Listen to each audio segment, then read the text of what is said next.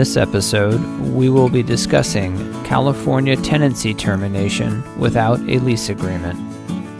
The California Civil Code, Chapter 2, Section 1946 and 1946.1 sets forth the following requirements for terminating tenancy when neither party specified a term in a written lease agreement. Terms less than 30 days.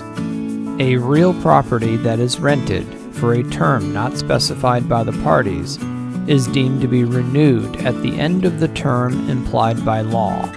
This is usually the length between rent payments, unless one of the parties gives advance written notice to the other of that party's intention to terminate no earlier than the term implied by law and no later than 30 days. Terminating month-to-month tenancy. If a tenant has resided in a dwelling for less than a year, either of the parties may terminate the same by giving at least 30 days written notice at any time. If the tenancy has lasted longer than 1 year, 60 days notice is required. However, the parties may agree at the time the tenancy is created that a notice of the intention to terminate may be given at any time not less than 7 days before the expiration of the term. Tenant termination notice delivery.